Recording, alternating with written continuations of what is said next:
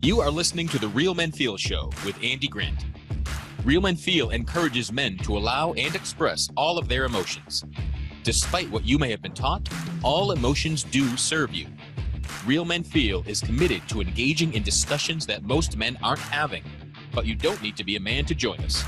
The Real Men Feel Show is produced weekly for your growth and enjoyment. Listen to us on podcast platforms including iTunes, Google Play, Stitcher, and many more. You can also watch the show on YouTube by visiting realmenfeel.org/YouTube. Come back often and feel free to add the podcast to your favorite RSS feed or subscribe on iTunes by visiting realmenfeel.org/iTunes. You can follow us on Twitter at realmenfeelorg and at facebook.com/realmenfeelshow. All links mentioned in each episode are in the show notes found on the blog at realmenfeel.org. Real Men Feel is brought to you by the Good Men Project. Visit goodmenproject.com for more of the conversations no one else is having. Your reviews, comments, feedback, and participation are welcome during the live show and anytime in our Facebook group, on Twitter, or at realmenfeel.org. Now, let's get into this week's show. Hello, and welcome to another edition of Real Men Feel. This is your host, Andy Grant. And, one of my favorite things about this show is having the conversation about masculinity and what it means to be a man, and especially when it's a global conversation, and really discovering that, the challenges that you might be facing in your life, in your home, in your neighborhood, at your job, the same things are happening to people all around the world. And today I'm blessed and proud to introduce a gentleman joining us from Australia. Happy to welcome communications consultant, profiler, author, and trainer, Mr. Alan Stevenson. Thank you very much, Andy. It's great to be here. Awesome. And, I talked about what it means to be a man. And for me, the past couple of weeks, what it means to be a man is having a new puppy. So if anyone hears a high-pitched wail in the background, nobody's being tortured. It's just my new puppy Scout, who's really lonely and does not like being in the house, knowing that someone else is here and she can't get to them. So no torture. Excellent. So you do a really lot of fascinating things, Alan. Yeah, all based really about how to connect with people, build relationships. That's the main focus. How do I have a better connection with somebody, and how can I help them understand themselves better and also other people around them? Has this always been an interest of yours, even from a student and even younger as a child, just communication and connecting? Well, probably because I was a bad communicator when I was younger, and then in business, being in charge of people and who are older than me and not being able to connect with them to start with, it was something I knew I needed to learn, but didn't really have the, the direction or the idea of how to do it. So most of the stuff I did up over the last, or leading up to about 15 years ago, most of it was based on gut feel. Oh, really? So were you aware of kind of that intuition, that gut feel for a long time, or is it something you discovered over time? Or it's something I had to tune, because my intuition before that wasn't really that good. I'd been through 2 divorces, a lot of relationships. I'd had business partners who had emptied out the bank and everything else. As I say, I just didn't see them coming. And I just realized some time ago that, well, I had to improve, and I was raising 3 boys on my own back then as well. And I thought, right, that was the instigation. That was about 30 odd years ago. Mm-hmm. And from there, it's now got to the point that, well, it's expanded further to where I now help other people to read other people as well. Cool. Yeah. So let's get into that a little bit. I probably have this, bizarre Hollywood version of what it means to read people and being a profiler. So what does profiling work really entail? Well, all this stuff on TVs, the CSI and everything else, and trying to work out what personality that a person would be, like a serial killer, that sort of thing. What sort of person are we looking for? But really, we all profile. Every one of us look at people around us, and within less than 100 milliseconds, we've decided whether we like them or trust them. And this is ingrained in all of us. It's part of our DNA to be able to look at somebody, first of all, and know if they are somebody that is safe to be around, is somebody that we know. And if it is somebody is it that they're in a good mood or a bad mood? How do I handle that situation? If it's somebody I don't know, are they somebody who could be threatening? And we do that at the click of her fingers, virtually, that 100th of a million, it's faster than a blink of the eye. And we've already determined that, and that's all done unconsciously. And so my idea then was how to bring that to the conscious mind and understand what it was we were seeing. Because I'll ask you, and I'll ask your audience as well, just think about this. How many times have you spoken to somebody, they've said everything that was perfectly right, but you had that feeling that something was wrong? Right. And people say, oh, yeah, my gut picked it up. Well, it's actually your unconscious mind that picked it up. You saw the unconscious or the non-verbal indicators, the expressions on the face, the body movements, the changing breathing, the change in the colour of the skin. And we pick all of that up in that quick moment, in that unconscious moment where our unconscious mind deceives it. And so we take in about 2 million bits of information every second, and we process about 134 bits. Now, some people will say it's more than that we actually take in, and more that we process, but the ratio is still about the same. It's about 1 to 1,500.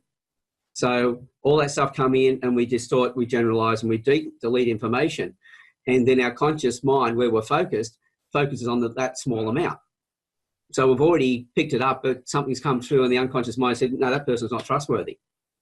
But then we look at somebody who reminds us of that person who ripped it off in the past, did the wrong thing by us, or they remind us of somebody who was really fantastic. We get into a relationship with them, and we find out that this particular person is not fantastic, they're actually the opposite. Or the person that we've walked away from because they reminded us of somebody who was nasty from our past, we've judged them and missed the opportunity of a great relationship because of the biases. So I teach people how to go beyond the bias. So everybody has this natural ability that's really good at reading people, but it's an unconscious level. But then we can kind of take those lessons and use them in the wrong way and kind of just shun people out because of an accurate reading in the past. And that's it. We distort and we generalize the wrong information. So we come up with a different solution.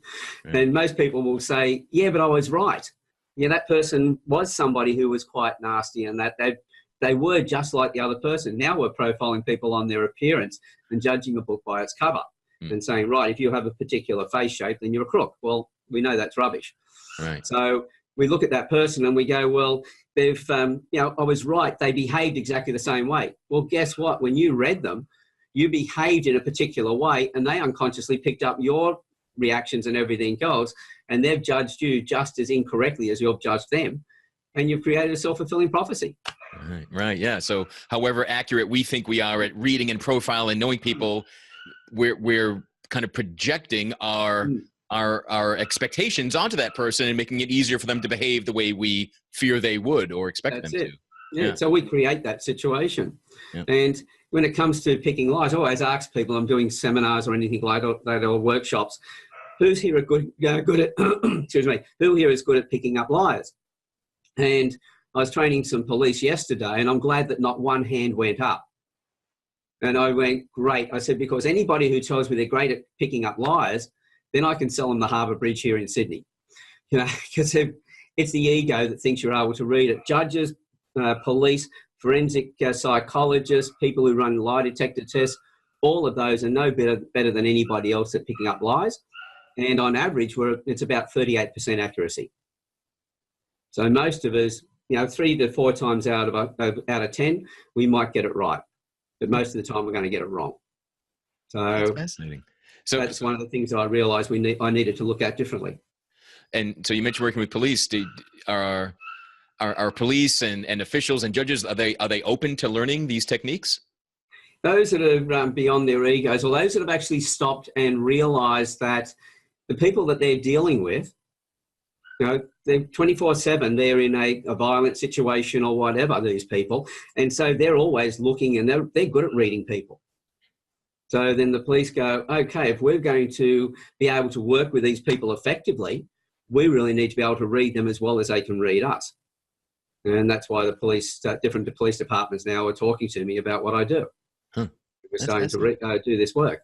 So how do you train people in groups? Do you work with people one-on-one? How do you help other people to perfect their profiling? As I say, all of the above, plus even online courses where people can self-pace as well. It all depends on what you want to use it for. If you're a school teacher, for instance, I like training teachers in groups. And I do a combination of online training where they get self-paced different modules each week, and then we come together. And in that situation, we go, okay, let's talk about some of these situations that are happening to you right now with the students in the classroom. And we deal with those issues. So they're actually not only learning how to read the child and each other, but they're now being able to put it into practice while they're still training. And then if I have somebody who wants to become a trainer in this, well, I'll train one-on-one. I'm about to start training a gentleman in South Africa at the moment who wants to work in the schools over there. So it depends on the person's background and what they want to use it for. If it's a salesperson, they might be one-on-one, or it might be their sales team that I train. And I'll train them in different ways, and I can either train them with everything that I know or different parts of it, whatever they require for the outcomes that they're after. Cool. So is it usually a professional interest that guides people into wanting to learn this skill? We even get parents coming to me. When I first started with a networking group in Sydney, it was a referral marketing group, how to build your business and everything else. And we had a full day 1 month together, and then next month we came together for another full day. And partway through, I realised all these people who were in the room, and we're helping each other build business. We're asking, tell us about your business. How can I help you build it? And I went, you guys still haven't got your head around what I do.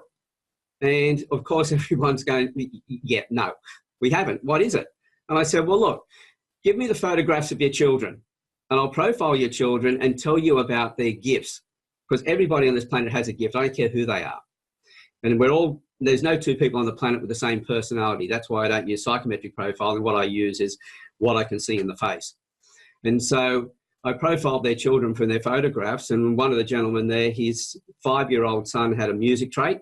He wasn't connecting with his son. I said, well, why don't you use music as a connection? He did come back to me a few months later, and he said, talking to you costs me money. I said, why? He said, I found out my son really loves music. Once we introduced music into the discussions and everything else, he got so excited. He said, but now I'm up for dance lessons and piano lessons. And with a smile on his face, he's telling me this. And his daughter, who was 7 years old, she had a trait that I could see was going to be a problem at school. But it was a great gift to have. She would come up with ideas that other people couldn't come up with, that wouldn't understand. But she was also big picture, so she wouldn't have enough detail to explain it to somebody who was more analytical as to how this idea would work. And I could see at school when the teachers pressured for time and everything else, it'd be a case of, just sit down, stop talking, sit down. And I could see that affecting her confidence. So I told her father and her mother how to work with her. And on her 8th birthday, she became a published author on Amazon. She's also started her own coaching business because her dad's a coach. And she said, well, Dad, why do you coach? He says, I love working with people. He says, well, so do I. I want to be a coach. And he's a proud dad, and he's thinking, well, great, when she grows up, she wants to be a coach. No, today. And he said, who are your clients going to be? All the other kids at school, none of them are happy. Huh. So she started writing affirmations in her words instead of an adult's words that we have, wrote them in her language. He would duplicate them, laminate them, and then she'd take them to school for the other kids. And she started her own blog and everything else. And he said, it's still costing me money, And I, what, the laminate? He said, no, that's fine. He said, but we've got a deal. Every new affirmation she comes up with, I have to pay her $1. I said, what are you up to? He said, $25. I said, well, come back and complain with your $250. And she's also, with a pioneering trait, she's also been the youngest person to ever climb the Sydney Harbour Bridge now. Oh. The walk they do over the top of the Harbour Bridge here in Sydney. Yeah. Hundreds and hundreds of feet up in the air. And, this is what you can do. If you can see the child. So I now train parents on how to actually see the gifts in their children, connect with them. I teach the teachers how to read the children so they don't fall through the cracks. They actually understand their learning styles. And so the teachers might say, but I've got to do it's going to take me a little while to learn this. But it's going to be a little while just to learn it, but it's going to save you so much time in trying to fix problems in the classroom when you don't have the skills. So, and then showing parents who have got children with Asperger's or autism how to actually improve their relationships with them as well, how to understand them and set their environment up to that particular child's level of autism or Asperger's. And so that child doesn't need as much medication. In some cases, they've actually taken the medication right away. They haven't needed it.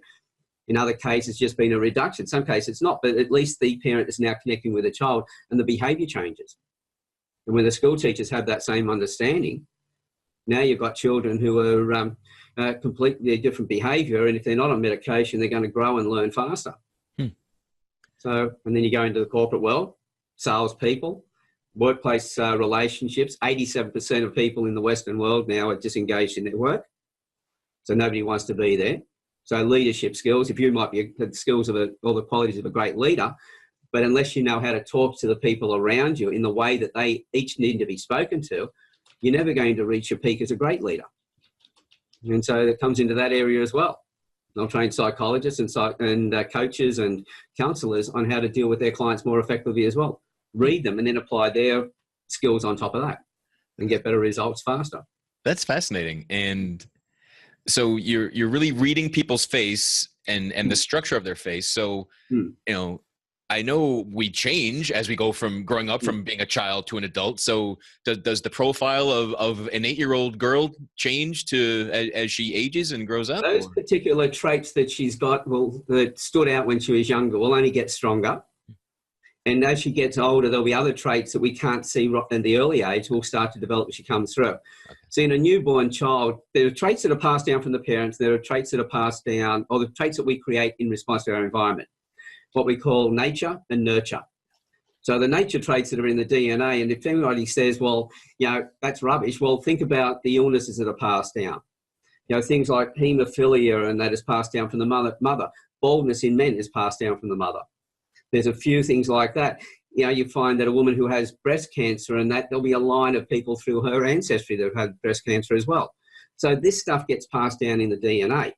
So do all the memories and behaviours of because everything we know is not only in our brain, it's stored in every cell of our body.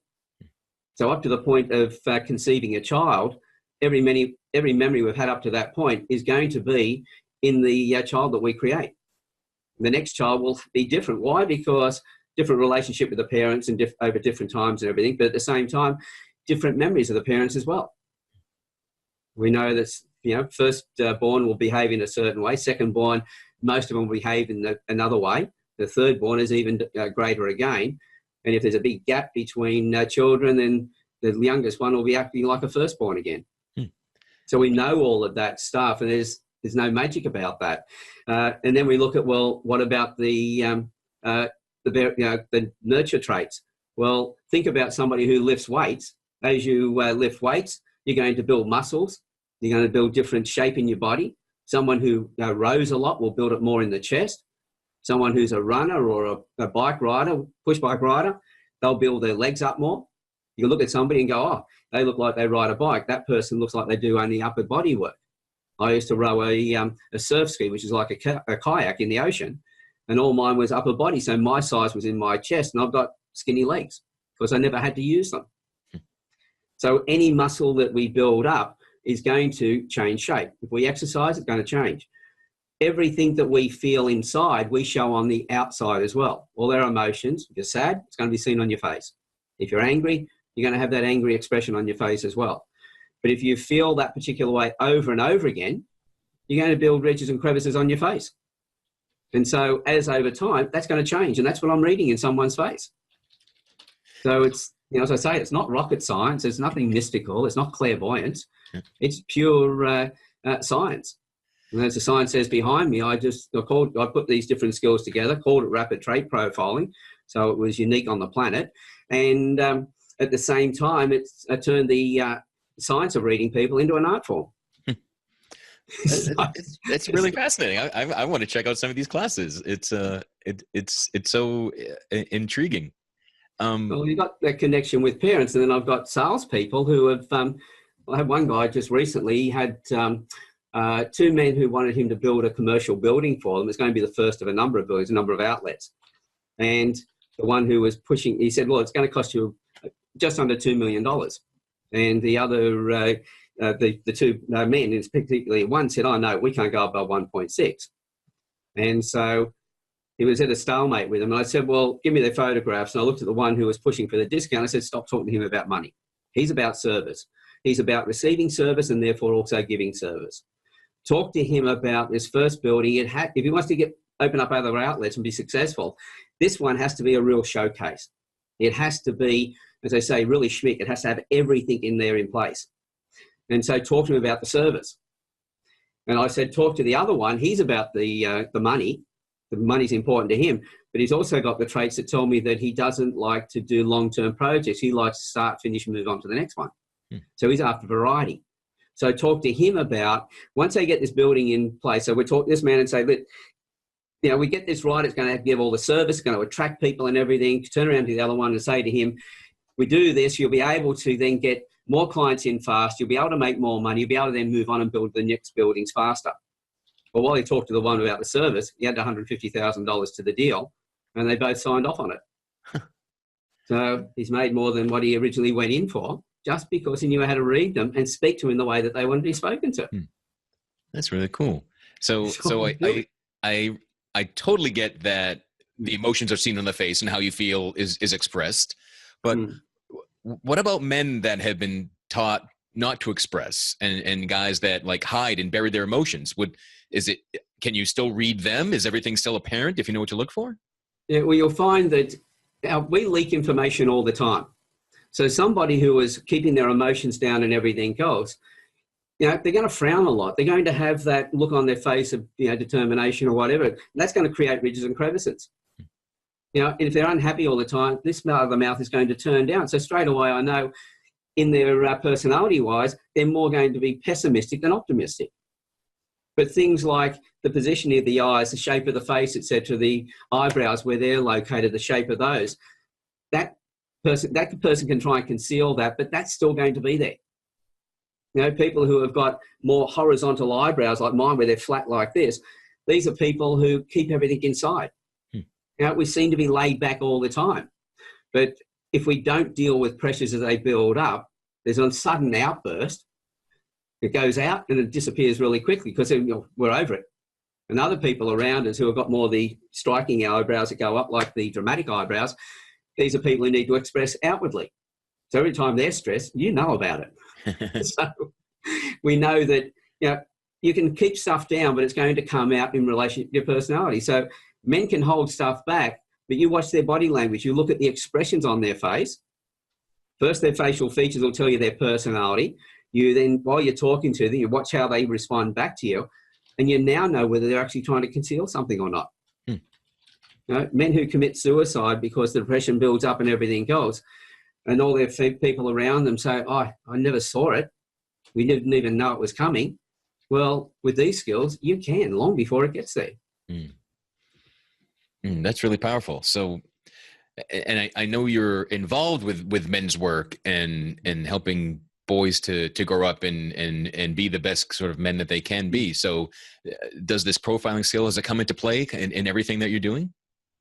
Absolutely. Because when I've, well, first of all, with the men's side of things, we've got men today don't know what their role is in the family and even at work. We've got so much of this political correctness at the moment, which is causing so much confusion and actually exacerbating the problems of domestic violence and bullying in the workplace and depression and suicides and everything else. And so with that, men need to be able to express themselves. And in the past, what we used to do was, you know, sit around the campfire. You know, if you're any of the men listening today, you know, you go camping with your mates and you're sitting around, there's joking and there's talking and everything goes. And men start to become a little bit more open. And in tribal times, that's the way that we developed as boys. We were with mum up to a certain age where we learnt to, you know, what it's like to be loved and everything goes. But then mum needs to be able to step back and let the boy now take on certain responsibilities, even though he may not want to, so that when he gets to a certain age and he finds a partner because he wants one, not because he needs one. You know, and this is the biggest problem for mums, is letting go of their boys. You know, it's about 13 years old, and by the time, if they can stand back and let the boys sort of go through, it's like they've got to go across a bridge, and they've got to go across that bridge on their own. They can't even go with their dad. So between that 14 to 17 year age group, they're going to learn all the skills that they need to be a self-sufficient male. So my first wife left me with 3 boys to raise. They were 4, 11 and 12. So for my older 2, this was a perfect time for it. And as I said to them, guys, the great Australian dream's over. And they said, what's that? I said, boys growing up with mum, being pampered all the way through and looked after, Then they go and find a girlfriend at the age of 18 or something like that. And next thing you know, they've got another woman looking after them. I pulled up the legs of my trousers and I said, look at these legs. They don't look good in a skirt. I'm no good at, I'm not going to do all your cooking. I'm not going to do all your ironing. You're going to learn to iron and wash your own clothes, and we're going to share the cooking. So we'll all cook for each other, etc. And that's the way my boys grew up. The oldest one now is 40 and the youngest one's 30 or 32. And the end result is they're all self-sufficient males. They've all got this loving relationship with their partners, and it's a stronger bond that they got with their partners because they want their partners, not that they need their partners. Right. It's not about seeking someone else to take care of you. When you're resilient, it's someone that can add things to you. That's it. So now they walk shoulder to shoulder with their partners. Whereas if they're not, they're going to be behind their partners. All of a sudden, they've been looked after all the way through like boys, and all of a sudden now their partner needs some support.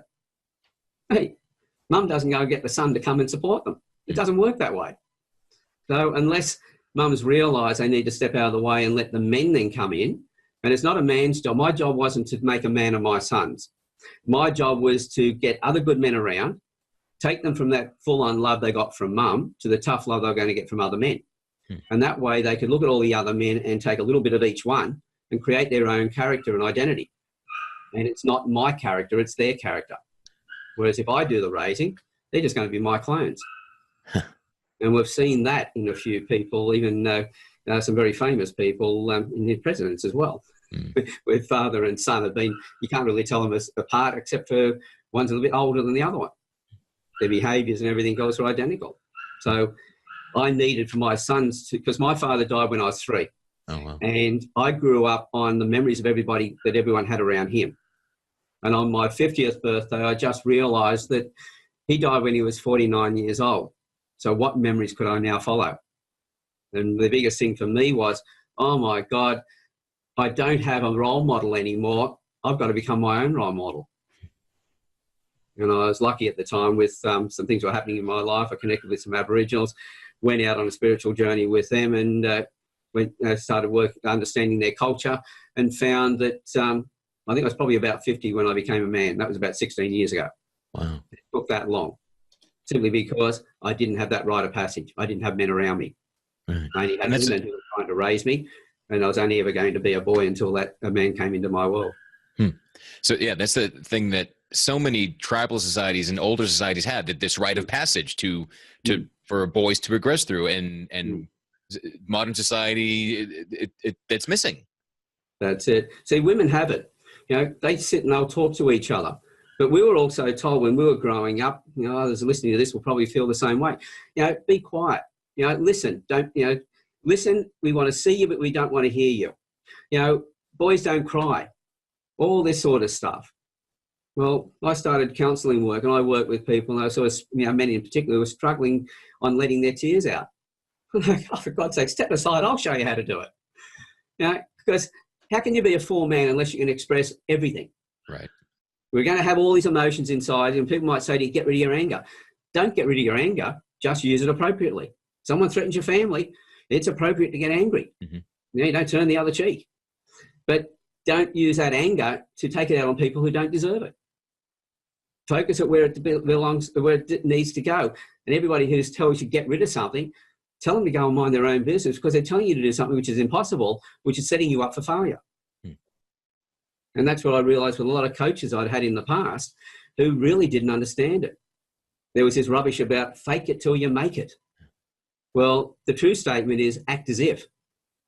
But some motivational expert decided they'd try and make it a little bit trendier, because when you act as if, you're already acting as though you're there, which means you're there. Right. But if you fake it till you make it, you're telling your unconscious mind you're a fake, and you'll never make it. Right. You just keep faking it. The make it doesn't show up. That's it. And so you might be impressing other people. They may think you've made it. They may even see you that you've made it, but you still have that understanding inside you that you're faking it. So there's going to be some feelings deep down that are dragging you down because you know you've never made it. You know, I've got a personality where I build my confidence by doing things over and over. I worked with our telecommunications, Telstra over here, or when they were Postmaster Generals when it was Post Office and Telecom together. Then it became Telecom, and then Telstra. And in that time, I'd worked 23 years with them, left them as a principal technical officer. And then that was in 91. And then in 91, I've been through that many industries. I've been a short order cook. I've worked on selling dipsticks to fuel companies, the ones that go in the ground in the fuel stations. I've done gutter protection on roofs. I've had a high-speed printing and mailing house. I've been a massage therapist. When I started massage therapy, I did, okay, I need to know about aromatherapy. And then, oh, what about colour therapy? What about sound therapy? And I've put all these different things together. And a few friends said to me, Alan, you've just done done every therapy there is. You probably need to now be in therapy. And I was thinking they might have been right at one stage. But they'd say to me, Alan, when are you going to go out and start teaching what you're doing? But even when I started, I felt like I was a fake because I thought I need more information. All my friends were saying, no, Alan, you got this down pat. You're the world authority in what you do now. And I've had UK Guardian, people around the world flown to England in 2016 with Disney and Gillette for their Star Wars launch to be interviewed by the world's press about how the face tells stories before you utter a single word. Wow. Then working with the Federal Police last year here in Australia and again this year, working with parents, getting these great results. Parents who are coming back to me 8 years later after I've worked with them, telling me they're still getting results with their children. You know, from a 6-year-old boy to now a 14-year-old boy, back into the normal area of school, no longer on the medication he was on before, not seeing psychologists, and a completely different life. And I'm going, well, what else do I need to know? So I had listened to that comment, fake it till you make it. 20 years ago, I was hearing that. And that's what I've been doing for that 20 years. And it's only recently, even the last few years, that it finally dawned on me that saying I still had embedded in my unconscious and I needed to get rid of it. Now, act as if. Now I walk in with a group and they can all be big professionals and everything else.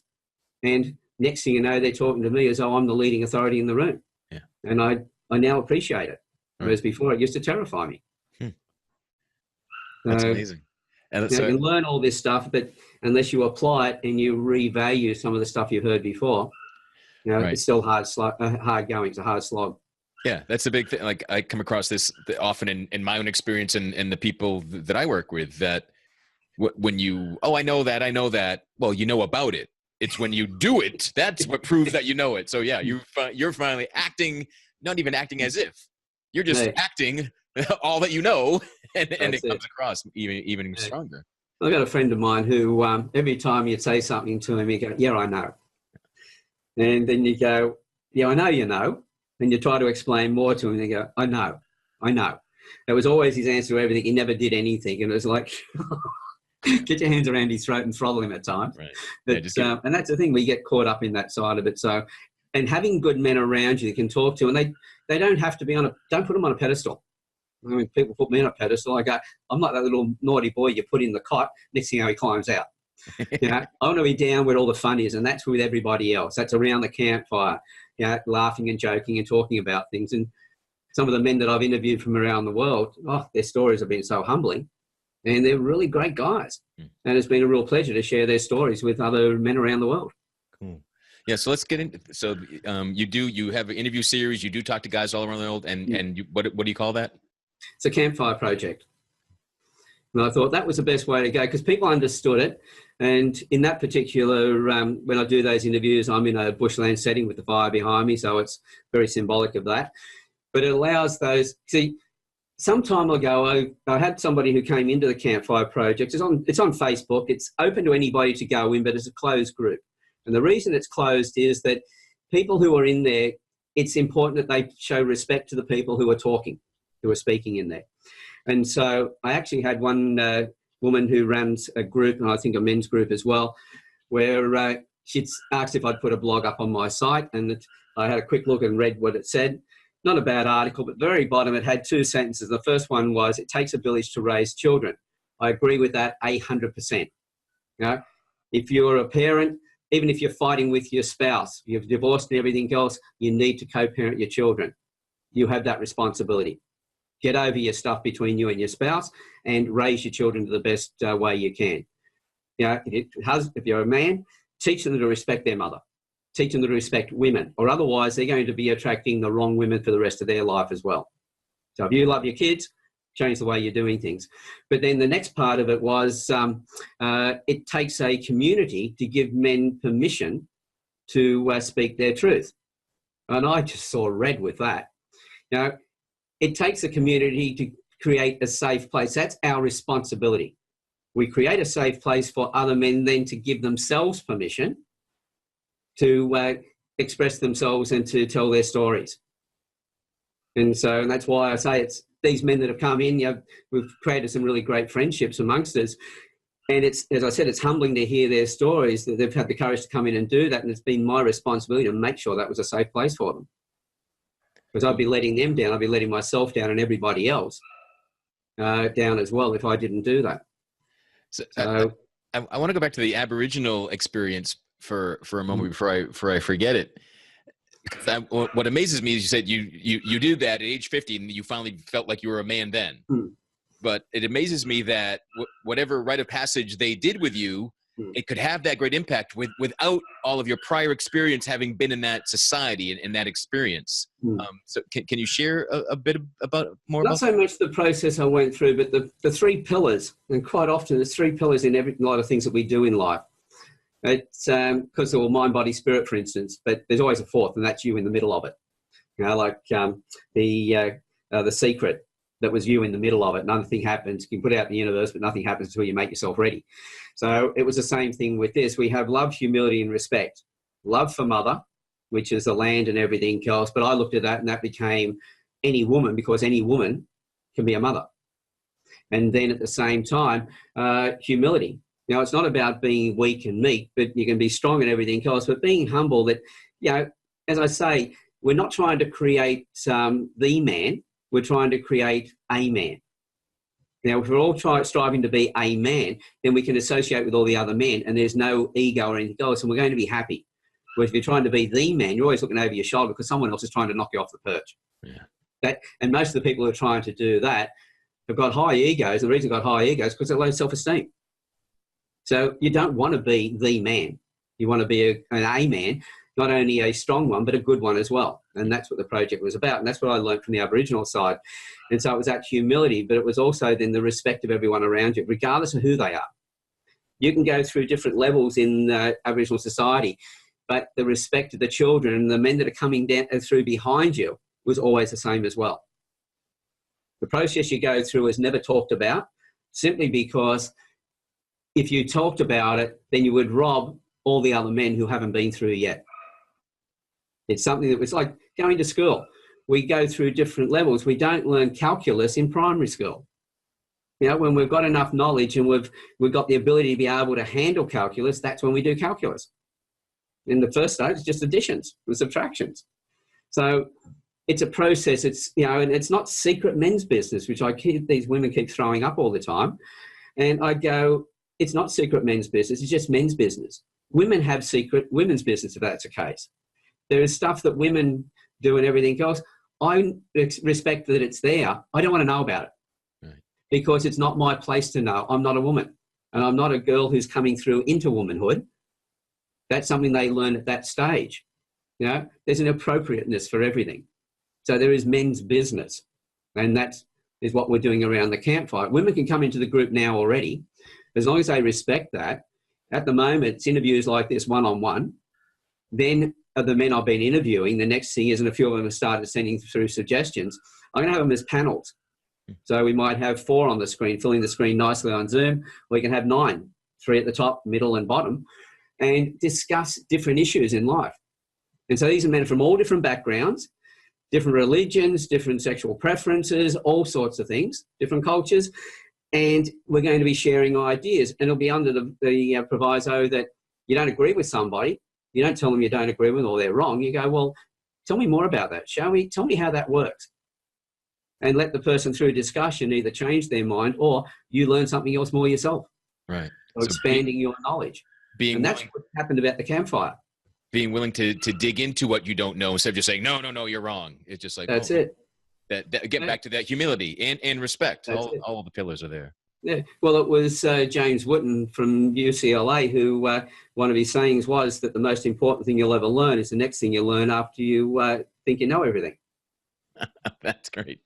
And that's why I've been a student of life, because every time I learn something, I hear something else, I go, oh, that would be great, adding that to it. Yep. And off I go and check it out. Yeah, there's a saying that I used to hate, but now I've grown to really enjoy, is that, you can be right or you can be happy. Yeah. And being right used to be really important to me. But then I decided, wait, I think I'd rather be happy. And that just makes everything easier. And yeah, I now love discovering that I'm wrong about something I thought I was certain of. And then, oh, wow. And yeah, to learn and expand our consciousness, our mind, what we say we know, and our experiences is always good. Well, when you go down that path, if you're able to let go of wanting to be right all the time, you've almost immediately going to be happy. That's the beautiful part of it. So all those people who go, but I'm not happy, but you're always striving to be right. I want to learn. It's like teaching these people yesterday, these policemen. I said, well, look, anybody's got any questions, ask them. Don't wait and walk away from here without asking. I said, because other people, if you get a giggle from them, it's because they're relieved that somebody else asked the question that they were too embarrassed to ask themselves. And I said, at the end of the day, as we're going to go through, and we did a few trials in profiling and things like that, and I said, guys, you don't have to be right. What we're doing here is we're fine-tuning things, starting to learn. At the end of it, you need to know how to get it right and how to apply it in the right way. So you don't worry about scorecards and marks and that on this thing, because I don't even mark it that way. And in fact, when I teach people, I go, right, at school, you were never allowed to cheat. You weren't allowed to look at anyone else's paper. But if I'm teaching you something and you're not quite sure about it, ask the person beside you. And then there is one stipulation. If you do that, you then have to ask them why they got that answer, because then they'll be able to qualify why they got it. They'll be able to confirm with you. You'll have a discussion. You'll both come out with greater knowledge, and my job's easier. For you to get a scorecard and 100% or something like that is what we're striving for in class with these kids, where none of the kids are happy because of it. We're teaching them how to get good results in a subject. We're not teaching them how to think. You teach them how to think, they're going to be able to do anything and everything in their life. Whereas if you teach them a subject, well, it's like being a specialist. That's all you can do. You might be a brain surgeon, but you've got to get the pool man in to clean your pool, because you can't do it. You're hopeless at it. So, learning in that way, learning how to think and how to get answers and who to ask and how to actually check then whether that person was right in what they told you. This is what it's all about. You do that, it's always going to be an easier and happier life for you. Right. And I really love your twist on cheating. That no, you're learning. It's just a different way of learning. It's not, if you don't treat it like a cheat, it's not. That's it. Well, what we do is we penalise kids for cheating at school. Then they go out to work, and you're told, go and ask somebody. If you don't get the answer, go and find out. Go and look here. Go and look there. Oh, that's an open book exam. No, just go and find the information. So we are taught to cheat, to what we call cheating at school. We're now taught to do that in real life. Right. Yeah. Success in life is not regurgitate back what someone just told you. You've got to think way beyond that and be resilient and be investigatory. And that's well, as Robert Kiyosaki said when he wrote his first book, for Rich Dad Poor Dad and all that, was, if you want to be rich and happy, don't go to school. He wasn't saying don't go to school. What he was saying was, look about it differently. Get an education. Don't just learn subjects, but get an education on life and how to think and how to create. Now, one of the things I realised when I was at school, I was pretty much had your A's, your B's and your C's. And I was pretty much a C level in a lot of my areas. I was more in the advanced when it came to woodwork and tech drawing and things like that.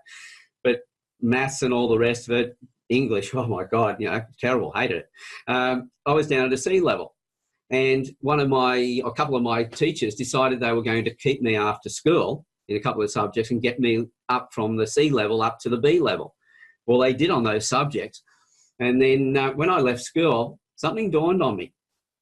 The C's dropped out of school because they didn't have the brains to go on to university or anything else, and they weren't going to get employed by anybody, so they had to start their own business. So they were the business owners. And then the A's would go off to university to get a degree so they could go back and work for the C's. And the Bs, they just went off and worked with the government. That's virtually what I did as a B. And that's a generalisation, but it puts it in its right context. At school, all we're really doing is teaching kids how to socialise, but we're doing it in a way now that they don't socialise. We've got kids there in America pulling guns out. We've got kids over here pulling knives out. We've got kids committing suicide left, right and centre. Here in Australia, we've got less than 1/10 of your population. In 2012, we had 100 kids a year actually taking their own lives. We had 10 to 20 times that attempting it, 7,000 kids a year going to hospital from self-harming. Now we've got 7-year-olds self-harming. We had 450 kids take their lives successfully in 2016. And people go, oh, are they getting better at taking their lives? No, there's just that many more of them. We've got more than 5% of every girl between the age of 11 and 15 will attempt suicide. So it's more than 5 out of 100 girls will attempt suicide. And this is what we go with the education system, pushing you've got to get a good mark. You know, what we say to our kids now, learn to be entrepreneurial, learn to think for yourself, learn how to create. None of that's taught at school. It's all subjects, rote learning, no experiential learning, and no, problem-based learning. You only get that when you go to university, say in the medical field, and you become a doctor. Right. Yeah, it should be at the very early stages. So when being right is the only thing and the only thing that matters, and the way that you're marked, then at a younger and younger age, you can decide that I'm not right, I'm wrong, and there's no fixing me. And when the problem solving is seeing yourself as a problem, and you have no way to solve it, it's horrible. So you're looking at it there, and you can say, well, it's a nasty thing to say, and it's a generalisation, but it's schools teach kids to be unhappy because they're teaching them they have to be right. While they're striving to be right, as you said before, you're either going to be right or you're going to be happy. Which one do you want? So my boys, when they grew up, they all said to me, and that, because I had 3 boys and my sister had 3 boys. So, and the oldest one's about 15 days different or 5 days difference in age to my oldest boy. And he's running his own business as many years ago now. He's running his own business and doing extremely well. And my oldest boy came up to me and he said, he was a bit glum. And I said, well, what's going on? He said, oh, you must be disappointed in us. I said, what are you talking about? He said, well, here I am. I'm in and out of jobs all the time. Each company I go into, they seem to be winding up and closing down. And I'm not liking the work I'm doing. Then Matthew over here, he's got this great job and great income. He owns his own home and everything goes. And I went, yeah, but I look at who he is as a man. And I look at who you are as a man. You're somebody who cares about other people. You look after people and everything else. I said, I couldn't be more proud of you. If you were like your cousin, I wouldn't be as proud of you as I am of you as you are. Because you're always striving to do the right thing. All I ever expect of you, you can sweep streets for all I care. I just want to know that your streets are the cleanest swept streets around. That you're doing the work, you're loving it, and you're helping people around you while you're doing it. Cool. And he went, is that all you want? I went, that's all I want, mate. Yeah. I don't expect you to be a doctor. I don't expect you to have all these levels and different things. I expect you to be happy in your life and do the right thing by other people while you're doing it. As they say, and that what you do for yourself dies with you, but what you do for others and for the world isn't always will be eternal. That's I said you follow that approach, and it doesn't matter how much you make or anything else. I can be as just as proud as you for if you're absolutely broke. This is somebody who's making $1 million a year. That's who you become in the process. Beautiful. So you talked about some of the goals for the Campfire Project immediately in the panels, but it's still a virtual experience. So I wonder with your recognizing of how physical experience and the rite of passage matters so much, is there a grand vision of, truly, global gatherings of men in person for Campfire Projects, or what's that? Well, one of the things I did first of all is I don't believe in competition. I see everybody as a collaborator. Even if there was, there are other profilers, for instance, around the world who are doing different stuff. So the first thing I did, I went looking for them. I said, hey, you want to have a chat? Let's see how we can collaborate. And with a couple of it, we're actually teaching each other their different styles. And we're adding to what we've already got. So I did the same thing with the Campfire Project. And I thought, right, who are the best people to get in it? Why not go after people who run other men's groups? Because if you're running a men's group, you've obviously been through something in your life that gave you that passion to actually create the group and help other men. So I want to hear that story. And by bringing you into the Campfire Project, I'm not taking men away from other groups. What I'm trying to do then is bring these men in who are running those, get them talking to the people. The videos are only shown in my Campfire Project, but we advertise them outside so other men can come in and join as well. Ultimately, I'm not trying to grow this massive one group. What I'm doing is building a strong bond between every other men's group around the world. So it's like a matrix of all these connected, like a web. And those men talking to each other and sharing. Some people are doing interviews in their own sites. Well, come along, put them into my site as well. Share them there. This is about men helping men. This is not about ego or anything else. Ego's out of the door. It doesn't survive. Ego will eat you alive. So you get rid of that. Bring these men together. Talk about real issues. The next thing as I said, first of all, it's going to be the pre-recorded sessions and that on Zoom, one-on-one, then in groups. Then I want to bring the women into it and interview a few of those and then bring those women into the group. So now it becomes a family gathering. It becomes not just a global campfire of men, but now a global connection of families where women are coming in and sharing. And now we've got women and men talking to each other in the way they should be talking to each other with total respect and everything else.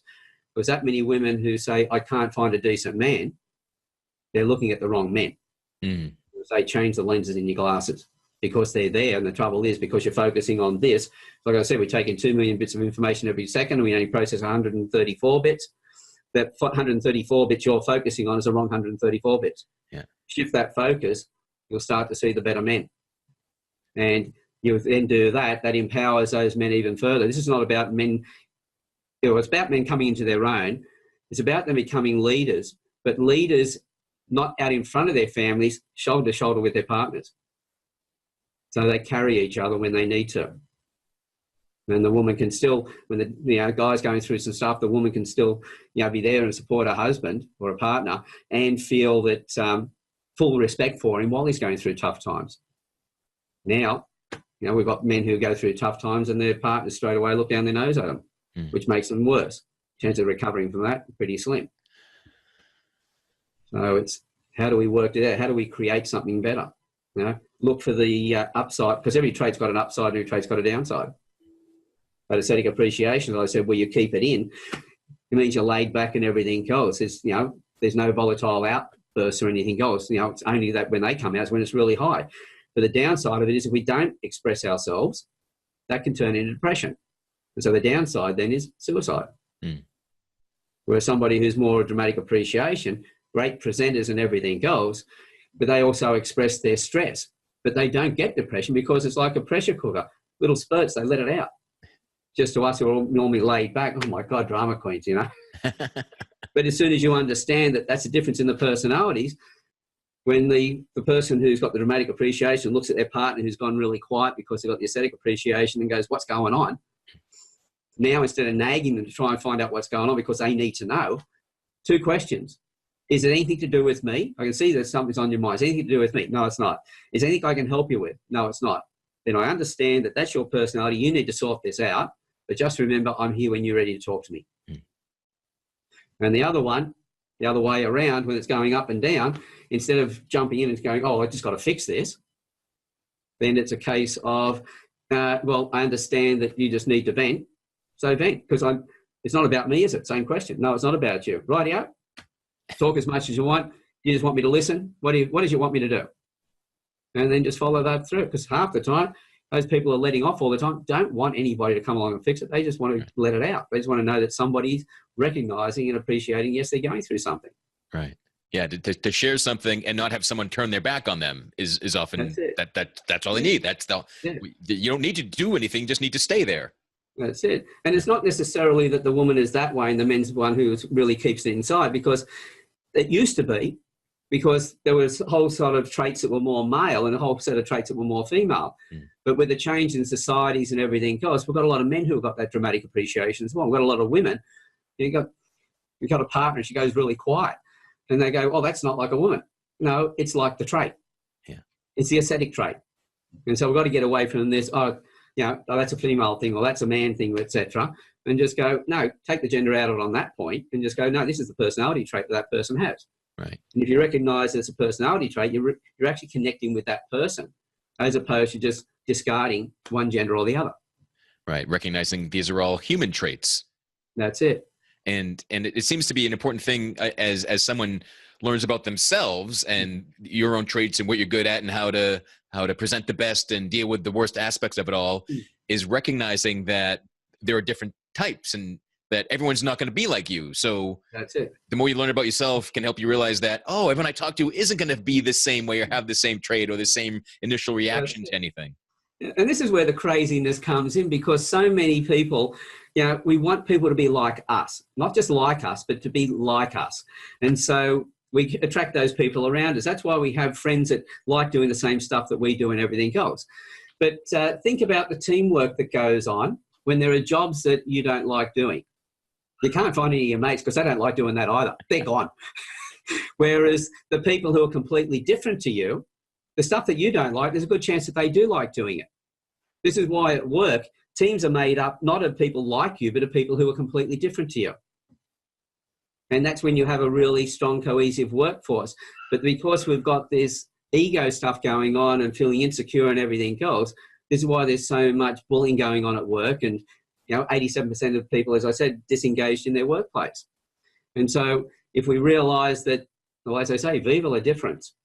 The difference in the other people is the gifts that they bring to the table that make your life better once you understand and appreciate what they've got, what they're bringing to the table.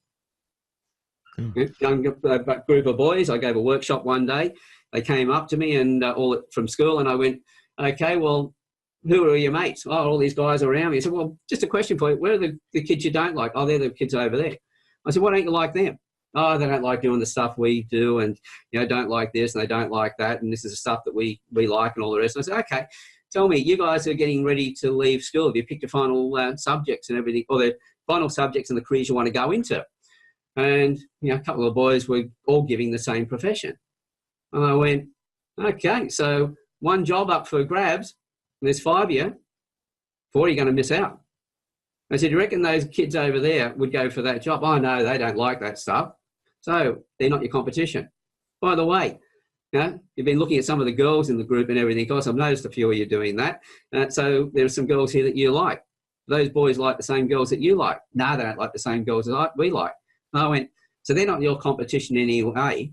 So they're the ones you should be embracing as friends, because they're not going to go after the job you want to do, and they're not going to be chasing the girls you want to chase. So, but your mates are. Think about that one. So why do you think, why do we want people like us? Why do we naturally associate that way? Well, we feel better about ourselves because if we've got people, well, first of all, if we like sports, for instance, it's difficult having a partner or friends around you who don't like sport. There's nothing to talk about on that level. When it comes to activities like, well, playing sport ourselves or going fishing and things like that, or rowing and stuff, we have a bond with other people who do things that we do. And the people who do the things that we do are people who've got similar personalities. Not the same personalities, but similar ones. You'll have your mates, there'll be a lot of things you'll love doing with them, and a couple of things that they do that you don't do, or vice versa. And that's the difference in the personalities. But you think about it for that moment when they've got that one situation where they're doing something that you're not really interested in, and just ask yourself, if everything they did was along those lines, would they still be your friends? And I guarantee the answer would be no, because we'd have nothing in common. We're tribal creatures. We feel comfortable. We've got people around us who enjoy the things that we enjoy doing. When you've got people who are completely different, well, we call those work colleagues. Yeah. Okay. And the thing is that we miss the real gift of having those people who are completely different to us. Right. There's one girl there and there's a dozen guys, and they're all after that one girl. It's hard competition. It doesn't take long before your mates are no longer your mates. If you're trying to claw each other to death or climb over each other and have to get to her. It's easy just walking around men who just take no notice of the woman. It's smooth sailing, so to speak, as long as she likes you. Yeah, right. That's the big key. Yeah. Yeah, of course, she does have a say in it, and a very big say in it too. Right. Those men out there who may think that's not the case, get over it. Cool. So I really find this entire conversation, everything you're doing, to be really fascinating. So what's the best way? What's the easiest way for people to connect with you, to learn more about what you're up to?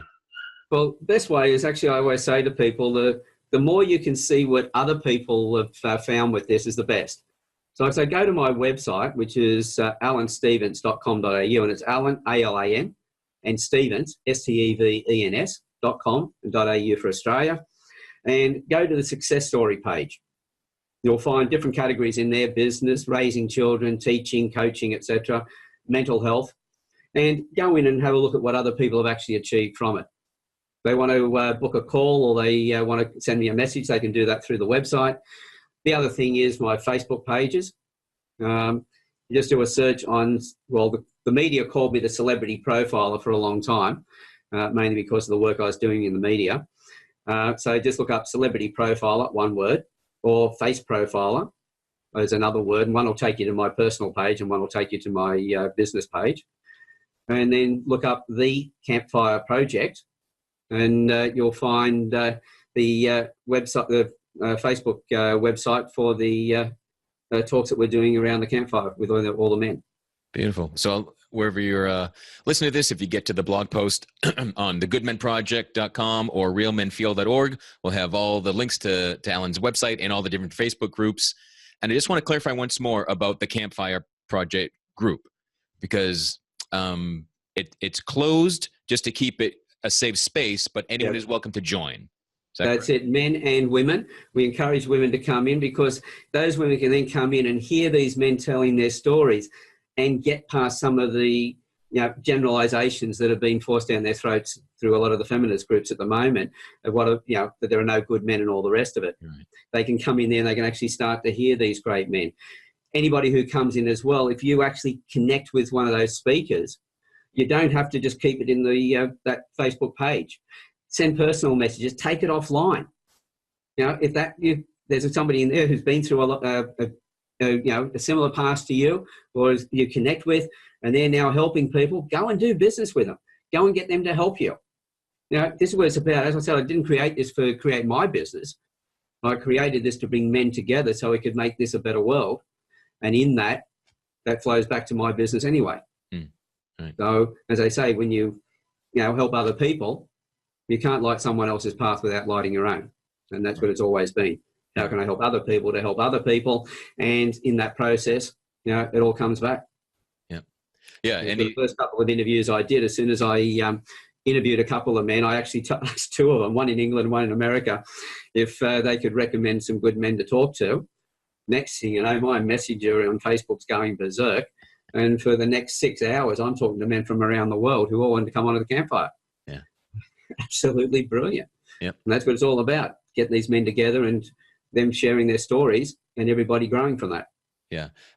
Men stepping up, willing to be of service to other men, to the world is incredibly powerful and infectious. And I'm so, I was honored to be a guest in the campfire and to talk to you. And yeah, the caliber of guys you're talking to and bringing together is very impressive.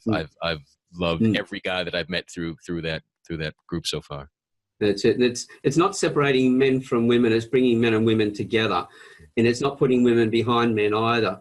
It's like in business, they say, well, take care of your employees and they'll take care of your customers, your clients. And a lot of business people don't understand that. A lot of Facebook or LinkedIn post I put up, 97,000 likes, comments and shares and views from the video I put up, pointing out to me that people don't understand that they are one in the same. If you look after your customers, they look after your employees, they look after your customers. If we look after the men, who are the greatest recipients of this? They're going to be the children and the women. So everybody's a winner when we can do it this way. Right. And the women coming in, supporting their men, that takes courage as well, and that helps develop the women as well. And now we've got families really coming together and kids growing up happier. Yeah, imagine that. Yeah. So the only way we can do it is by taking action on it. Right. There's been plenty of talk in the past, but hopefully this is a way of doing it. Yep. Beautiful. Beautiful.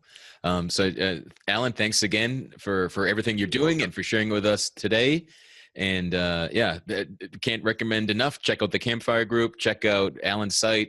If this profiling is calling to you at all, if it sounds as intriguing to you as it does to me, check out some of the online classes or working with Alan live somewhere. So yeah, once again, thanks for making time for Real Men Feel today. And you're welcome. Thank you very much for the invitation. I've spoken to you before. We had a ball, and I was looking forward to it again today. Yeah, yep.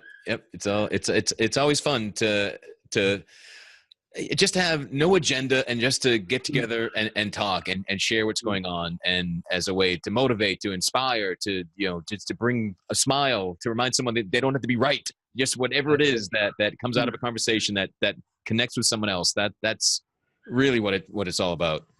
Imagine having those discussions around the dinner table as well. Yeah. Yeah. It'd be great for these not to be as rare as they are, right?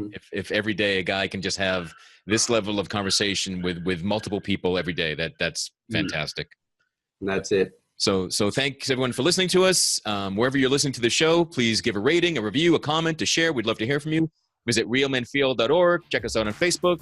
Send us feedback, and we'll talk to you soon. Be good to yourselves. We'll see you then.